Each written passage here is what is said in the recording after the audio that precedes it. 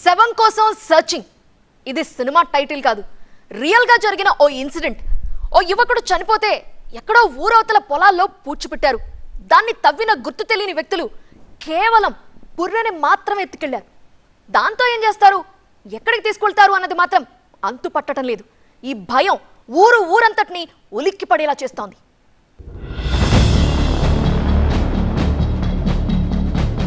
ఆదిలాబాద్ జిల్లా ఇచ్చోడ మండలం ఇస్లాం నగర్ గ్రామం ఇది. నిన్నటిదాకా ప్రశాంతంగా ఉన్న ఈ పల్లె ఇప్పుడు మాత్రం భయంతో వణికిపోతోంది. కారణం, చనిపోయిన యువకుడి పుర్రెను ఎవరో ఎత్తుకెళ్లడమే. మరి ఎత్తుకెళ్లిందెవరు? ఇస్లాం నగర్ గ్రామానికి చెందిన 19 ఏళ్ల వెంకట్ చనిపోయాడు. ఈ వ్యవసాయ భూమిలోనే కుటుంబ సభ్యులు అతని మృతదేహాన్ని పూడ్చిపెట్టారు. ఇది ఏడాది కిందటి మాట. కట్ చేస్తే ఇప్పుడు ఆ స్థలాన్ని తవ్వేశారు గుర్తు తెలియని వ్యక్తులు.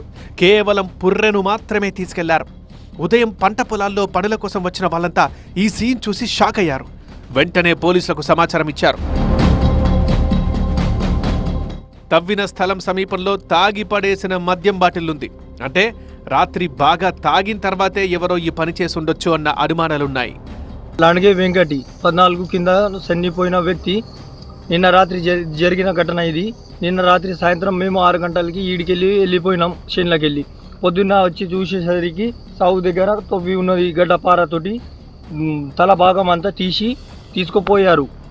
మందు తాగిండు, తల భాగం మొత్తం తీసుకొని వెళ్ళారు. అయితే ఇక్కడ శవాన్ని పాతిపెట్టిన విషయం వాళ్ళకెలా తెలుసు? అంటే గ్రామానికి చెందిన వాళ్ళ పనేనా, బంధువులేనా? అసలు పాతిపెట్టిన శవంతో పనేంటి? కేవలం పుర్రెను మాత్రమే తీసుకెళ్లడం వెనక మతలబేంటి? దాంతో ఏం చేయబోతున్నారు? ఊరికేదైనా అపకారం చేయబోతున్నారా? ఈ ప్రశ్నలతో ఇప్పుడు ఇస్లాం నగర్ ఉలిక్కి పడుతోంది.